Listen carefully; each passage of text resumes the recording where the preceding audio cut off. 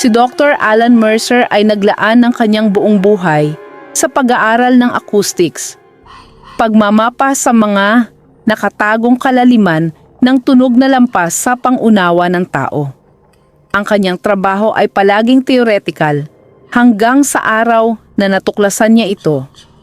Dumating ito bilang isang kakaibang anomalya sa isang karaniwang eksperimento, isang dalas na tila umiiral sa isang espasyo sa pagitan ng tunog at katahimikan.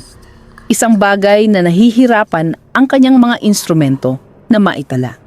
Hindi niya naunawaan ang tunay na kahulugan nito hanggang sa ayusin niya ang mga parameter at pinatugtog ito ng malakas. Isang katulong sa pananaliksik na nakatayo masyadong malapit sa mga speaker ay biglang bumagsak. Walang sigaw, walang pakikibaka, kamatayan lang. Ang autopsy ay nagsiwalat ng isang bagay na imposible. Ang kanyang utak ay naglikido. Ang mga nerbiyos ay napunit na parang pinunit mula sa loob. Nagulat si Mercer, ngunit ang mundo ay namamangha. Sa loob ng ilang buwan, ang tunog ay naging sandata. Ginamit ito ng mga pamahalaan sa digmaan, isang bala ng dalisay na dalas.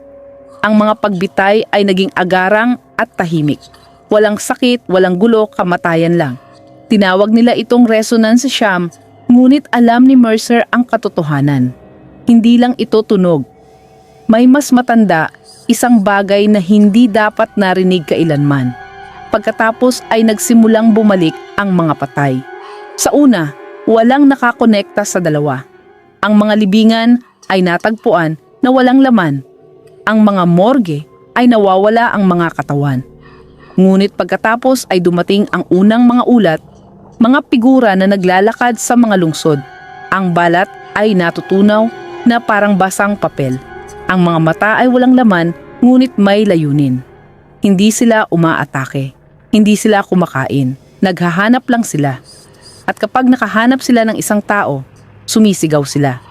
Hindi gamit ang kanilang mga boses, kundi gamit ang tunog. Ang kanilang mga bulok na lalamunan ay nagawang gayahin ito. Binabago ito sa isang bagay na mas masahol pa. Ang mga nakarinig nito ay agad na namatay at pagkatapos ay babangon pagkalipas ng 2 linggo. Ang siklo ay nagpatuloy. Pinanood ni Mercer ang pagbagsak ng mundo mula sa paghihiwalay ng kanyang pasilidad sa pananaliksik. Ang mga monitor ay nagpapakita ng mga balita tungkol sa pagbagsak ng buong lungsod.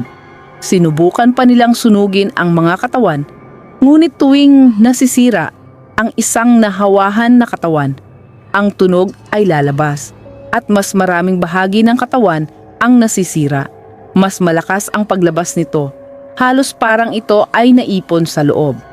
Ang mga bomba ay walang silbi. Paano mo lalabanan ang tunog mismo? Ang militar ay nagmamadaling pigilan ang pagkalat ng sakit. Ngunit pinapaliban lang nila ang hindi maiiwasan. Isang broadcast ang naipalabas sa mga emergency channel, isang babala na huli na.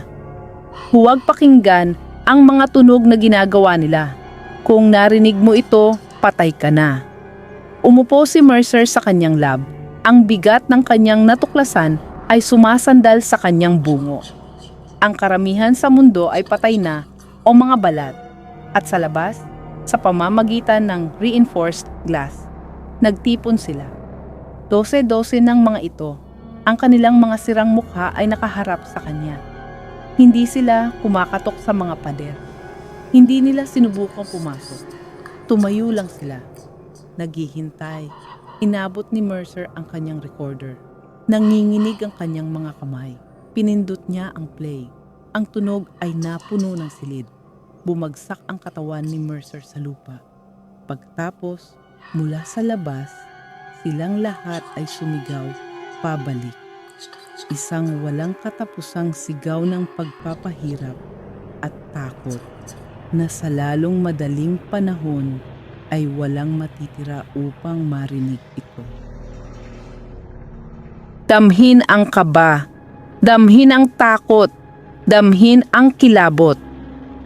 huwag palampasin ang koleksyon ng mga maiikling kwentong horror na mag-iiwan sa'yo ng matinding panginginig. Mag-subscribe para sa isang nakakapanindig balahibong karanasan.